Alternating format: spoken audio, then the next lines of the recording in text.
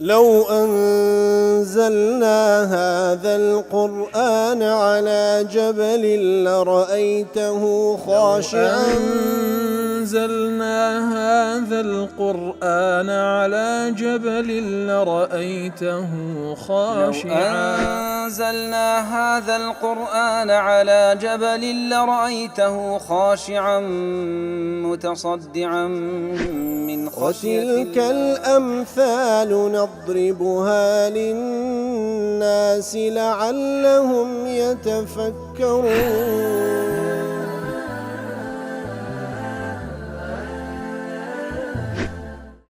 الحمد لله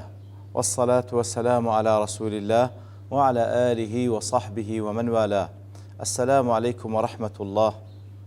برزان خوشحالم لوانەی 1238 لەوانەکانی تەفسیری قورئانی پیرۆز بێمەوە خزمەتتان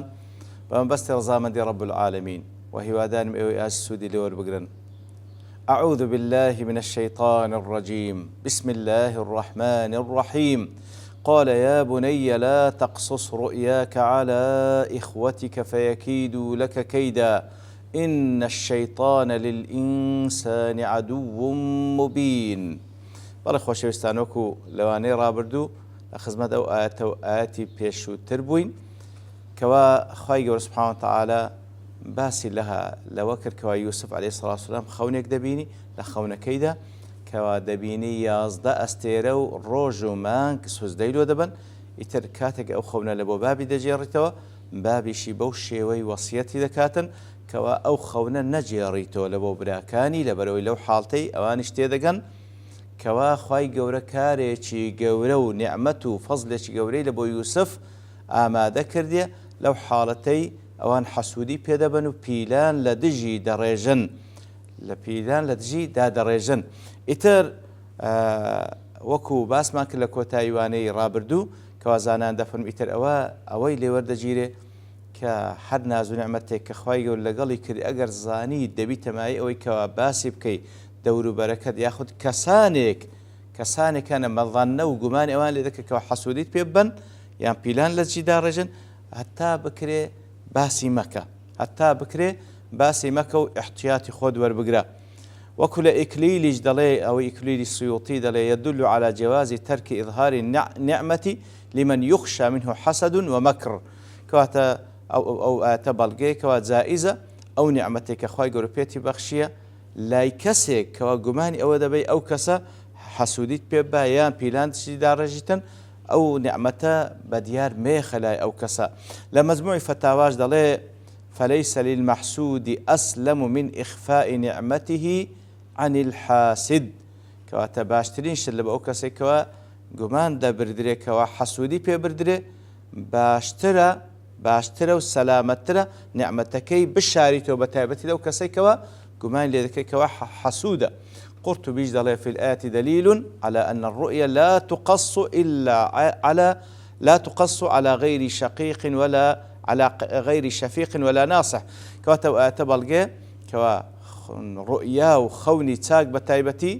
ناجێڕدرێتەوە ئیلا لای کەسێک کەوا هەز بکەی شەفەقەت و ڕەحمەتی هەیە بەرامبەرت لای کەسێک کەوا ئامۆژگاریت دەکا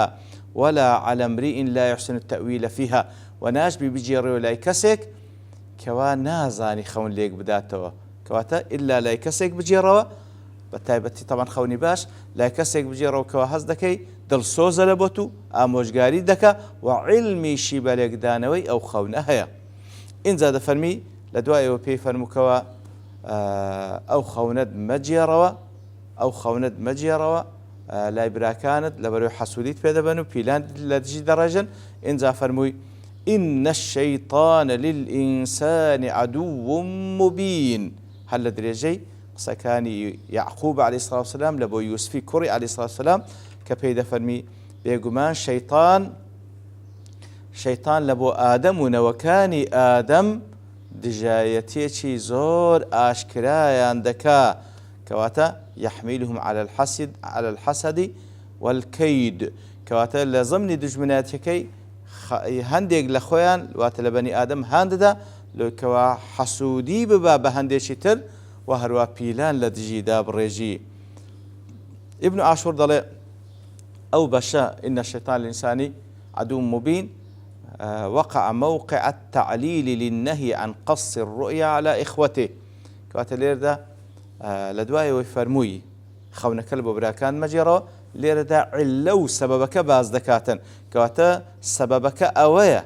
کەوا پێی دەڵێ خەونی مەجێڕە لە بۆ براکانت وعداوة الشيطان لجنس الإنسان تحمل على أن يدفعهم إلى إضرار بعضهم ببعض كواتا شتەکەی دەجێڕتەوە سەر شەیطان لۆیە دەفەرمی خەونەکەت مەجێڕ لە بۆ براکانت چونکە شەیطان لێرەدا وجە بە دەرفەت دەبینی وا لە براکان دەکاکەوە هانیان دەدا حەسوودی بەتوو ببەن و لە نەتیجەشدا پیلان لە دژتدا ڕێژەن. ابن عاشور دەڵێ کاتێک کە دەفەرمی ئینە الشەیطان ئینسان عەدوٌ مبین ليعلم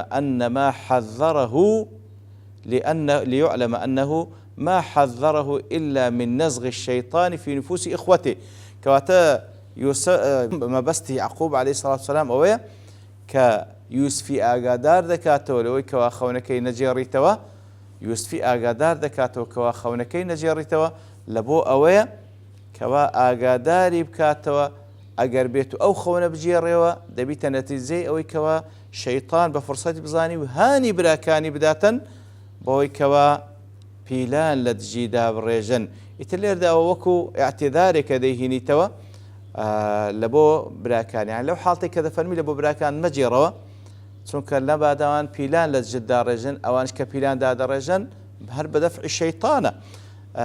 ئیتر نمونەش لە بۆ ئەوەی کەوا وەکو پێغەمبەر صلی الله عليه وسلم کاتێکەوە سەفیەی خێزانی بە شەودا لەگەڵدا بیگەینیتەوە ماڵێ کاتێکەوە دوو پیا و دەبینن وا پێغەمبەر صلی الله علیه وسلم لەگەڵ ئافرەتێکە یەکسەر ئەو دوو پیاوە پێغەمبەر صلی الله علیه وسلم بانجیان دەکا و پێیان دەفەرمیتن على رسلكما هێواش بن إنها صفية أو ئافرەتێ لەگەڵمە صفیەیە ئەوانش گوتیان سبحان الله يا رسول الله يعني ما گومانی خراپت پێ دەبین پیامبر صلی الله علیه و سلم عذریان لۆ دەین تۆ دەفەرمی إن الشيطان يجري من بني آدم مجرى الدم شەیطان لە بەرامبەر ئینسانەکاندا لە ناوخینیان و تەئسیری شەیطان لەسەر ئینسانەکان لە ناوخینیان دەسوڕێتەوە وەکو با بڵێن لە ناو لاشان دەسوڕێتەوە وەکو خین لە ناو لاشاندا دەسوڕێتەوە ئیتر لەوەی ترسام شتێک بخاتە ناو دڵ و دەروونتان کەواتە پیامبر صلی الله علیه و سلم عین عذریشی لۆیان هێناوە کەوا شەیطانە ئەگەر گومانیش بن شەیطانەوەیان لێ دەکا دەیوەرە تەئکید بکەن کەوا خێزانمە گومانی خراپم پێ نەبەن. ئیتر بە هەمان شێوەش یعقوب عەلەیهی سڵاو وسەلام دەفەرمی ئەگەر ئەوان ئەو شتەی بزانن پیلان لە دژی دەڕێژن چێیە لۆ وا دەکەن شەیطان وایان لێ دەکا. لە تەفسیری سعدی دەڵێ من الحزم إذا أراد العبد فعلا من الأفعال كواتا باشترە لە زیرەکی و لە عاقلیدا کاتێکەوە بەندە بێوە کارێک ئەنجام بدە أن ينظر إليه من جميع نواحي پێویستە ئینسان لە هەموو لایەنەکان تەمەشا ئەو کارە بکاتن ويقدر كل احتمال ممكن هەموو احتمالاتەکانیش تەقدیر بکا و فکری لێ بکاتەوە وأن الاحتراز بسوء الظن لا يضر إذا لم يحقق کەواتە لەو حاڵەتەی ئەتوکە احتمالاتەکان لە بۆ هەر کارێکدا دەنێی لە زمانی ئەوانە ینی احتیاتە نەخۆ با بڵێن فلانە کەس فلانە کردەوەی خراپ بەرامبەرت بکە وەکو بڵێ سوء ظن چیش بکەی لەو حاڵەتەی دەڵێ لە بابی احتیات جائزة بل يحترز من كل احتمال يخشى ضرره ولو تضمن ظن السوء بالغير کەواتە لە پێش ئەنجامدانی ئەو کارە پێش هەموو احتمالاتەکانی لە پێش خۆتدا بنی ئەگەر لە زمنی احتمالاتانە شتێکی لە خۆ گرتیەوەتە احتمالاتێکە سوء ظنێکە بەرامبەر بە کەسێک ئەمن ئەو کارە ئەنجام نادەم نەبادا فلانە کەس با بڵێن بزانیتن نەبادا لە نەتیجەدا ئەو بێتن شتێک خراپ بەرامبەر من بکاتێ ئەو دەڵێ ئەگەر چێوە سوء ظنە بەڵام لەو حاڵەتە واریدە قەزیەیەکی واریدە لی دەوەشێتەوە کەواتە جائزە و احتمالاتاندا بن ئەگەر سوء ظنیشی تێدا بیتن بە تایبەتی لە بۆ کەسێک کەوا لێی بوەشێتەوە وەکو ئەوەی کە باسمان کرد لە براکانی یوسف دیارە سابقیان هەبووە لەگەڵ یوسف عەلەیهی سڵاو وسەلام کەوا بابیشیان لە هەمووان شارەزاترە دەربارەی منداڵەکانی خۆی لێیە دەفەرمی ئەو کارە مەجێڕەوە ئەو خەونە مەجێڕەوە لە بۆ براکانت نەبادا ئەم پیلان لە دژتدا بڕێژن کاتە ناکەوتە بابی سوء ظن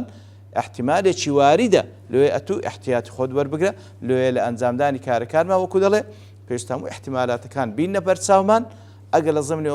لە ضمنی احتمالات ظنێکی تێدا بوو لە بۆ کەسێک کەوا لێی دەوەشێتەوە لە بابی احتیات جائزە ئەتوو ئەو احتمالاتان بینە پێش چاوت حسابی خۆتی لۆ بکەی. بەڵێ ئەو جەلایەتی دواتر دەفەرمی وكذلك يجتبيك ربك ويعلمك من تأويل الأحاديث وكذلك يجتبيك ربك واتال دريجي سكان يعقوب عليه الصلاة والسلام لبو يوسف كوري عليه الصلاة والسلام وكذلك يجتبيك ربك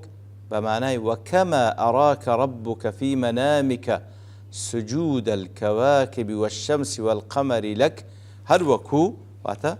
بيد فرمي هروكو خی گەورە سبحانه وتعالى لەو خەونە نیشانی دای کەوا ئەستێرەکان و ڕۆژ و مانگ سوزدەت لۆ بن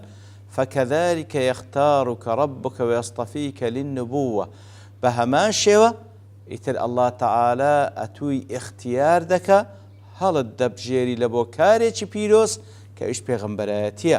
ويعلمك من تأويل الأحاديث وهروها الله تعالى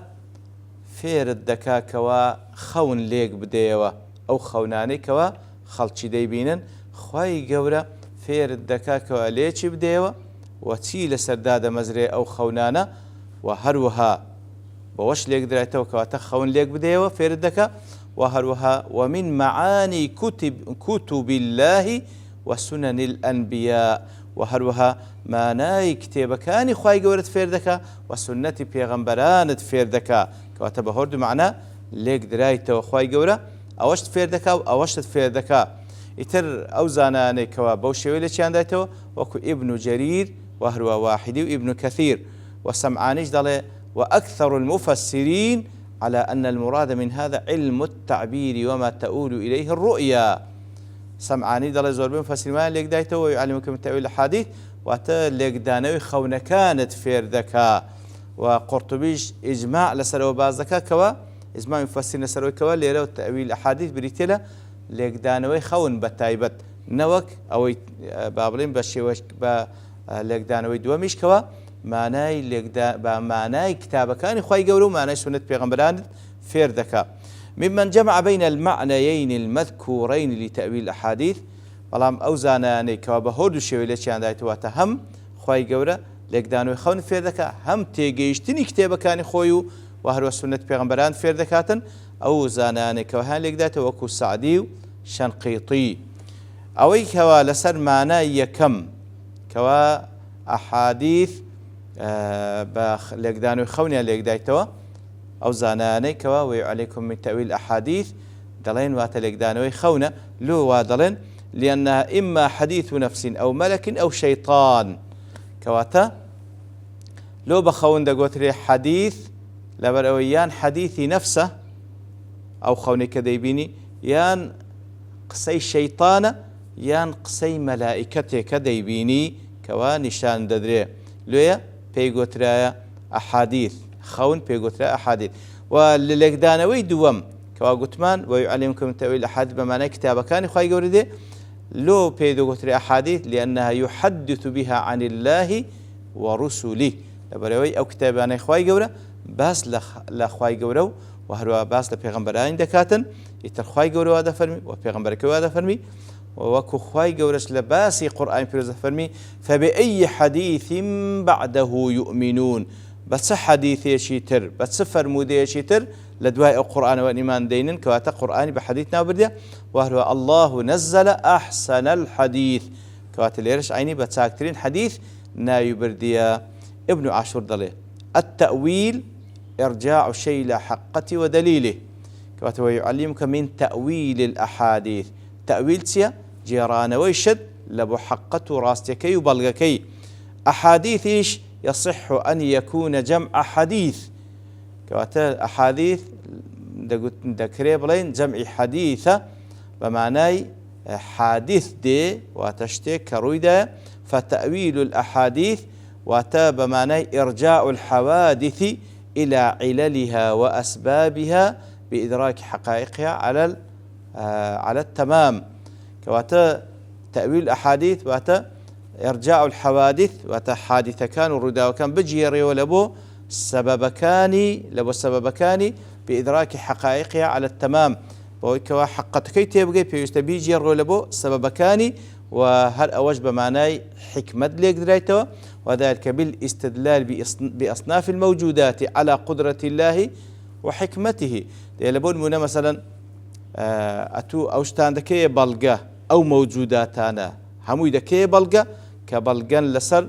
توانا ود صلاة خواي قورة حكمة خواي قورة ويصح أن يكون أحد جمع حديث بمعنى الخبر كوات حديث ين جمع طبعا جمع حديث ين بمعنى حادثه بابرين روداو ديتو يان جمع حديث بمعنى خبر أو خبري كوا باسي ذكره فالتأويل تعبير الرؤيا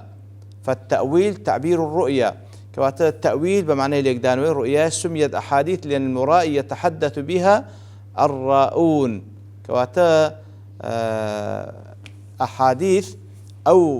أو خونانية كوا أو كسيكديتيتي ديجياريتوا وعلى هذا المعنى حملها بعض المفسرين واستدلوا بقول في آخر القصة وقال يا أبتي هذا تأويل رؤياي من قبل إتر زورق للمفسرين أو هاليك دانوا كوا بمعنى ويعلمك تأويل الأحاديث ليك دانوي خونكانا وكنت ما معنى دومش ليك دانوا وتيجيشتنا لو تكاني خواي جورة لكلامي خواي جورة لكتاب كاني خواي جورة ديارة أو آتشتر ما باسب كين بالام لبرتوابوني كات دوستين فبشتواني الله تعالى لو أنا داهتو دينه وخزمتي وصلى الله وسلم على نبينا محمد وعلى آله وصحبه أجمعين وآخر دعوانا الحمد لله رب العالمين. لو أنزلنا هذا القرآن على جبل لرأيته خاشعا أنزلنا هذا القرآن على جبل لرأيته خاشعا أنزلنا هذا القرآن على جبل لرأيته خاشعا متصدعا من خشية الله. وتلك الأمثال نضربها للناس لعلهم يتفكرون.